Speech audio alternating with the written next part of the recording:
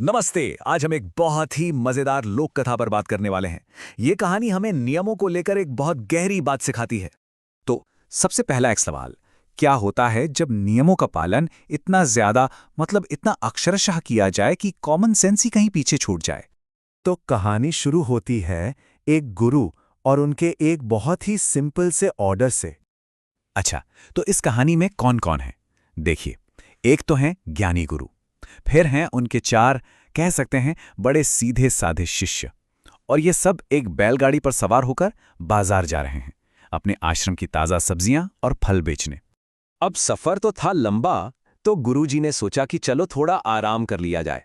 लेकिन सोने के लिए लेटने से ठीक पहले उन्होंने अपने शिष्यों को एक बिल्कुल साफ साफ हुक्म दिया। उन्होंने कहा, देखो, कुछ भी हो जाए, किसी भी वजह से बैलगाड़ी को रोकना मत। सुनने में तो बड़ा सीधा साधा सा नियम लगता है ना? और बस यहीं से शुरू होता है गड़बड़ का सिलसिला। ये वो पहला मौका था जब नियमों को जस का तस मान लेने की जिद कॉमन सेंस पर भारी पड़ गई। तो गाड़ी चल रही थी और अचानक रास्ते में एक झटका लगता है, और उस झटके से गुरुजी की पगड़ी उनके सिर से फिसलती है और सड़क पर जा गिरती है। अब शिष्यों के दिमाग में तो गुरुजी का हुक्म गूंज रहा था, गाड़ी मत रोकना। तो उन्होंने क्या किया? वही किया जो कहा गया था। उन्होंने गाड़ी बिल्कुल नहीं रोकी और पगड़ी वो वहीं सड़क पर पीछे छूट गई। अब जाहिर सी बात है, जब गुरुजी की आंख खुली और उन्होंने देखा कि उनकी पगड़ी तो है ही नहीं, तो अपने शिष्यों की इस बेवकूफ़ी पर उन्हें बहुत गुस्सा आया। भाई, उन्होंने नियम तो मान लिया, पर नियम के पीछे का मतलब वो तो बिल्कुल ही नहीं समझे। तो गुरुजी को लगा कि शायद उनके आदेश में ही कोई कमी रह गई थी। उन्होंने सोचा, चलो इसे और साफ कर देते हैं। लेकिन इस सुधार की कोशिश में एक और बड़ी गड़बड़ हो गई।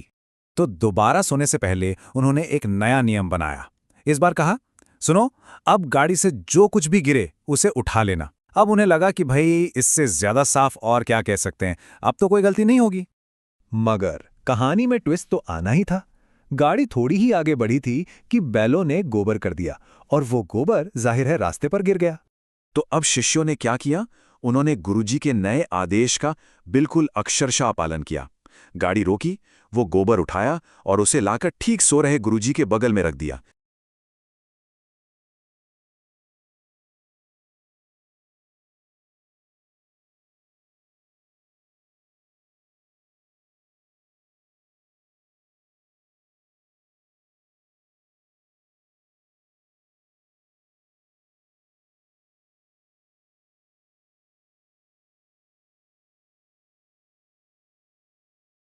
अब तक तो गुरुजी का पारा 7वें आसमान पर था।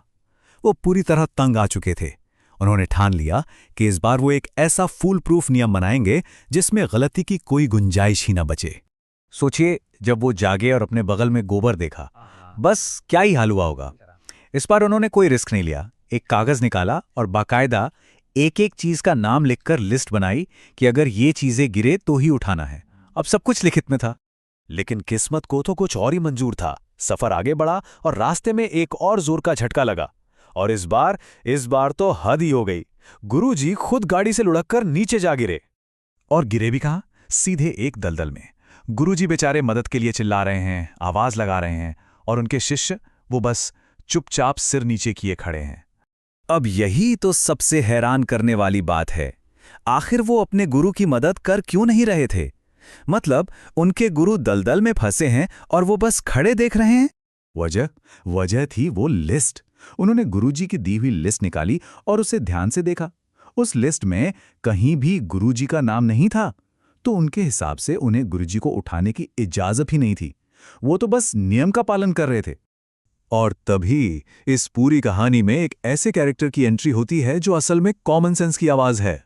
वहां से एक बुजुर्ग महिला गुजर रही थी, और उन्होंने ये बड़ा ही अजीब सा नजारा देखा कि एक आदमी तो दलदल में फंसा चिल्ला रहा है और चार लोग पास खड़े बस एक कागज के टुकड़े को देखे जा रहे हैं।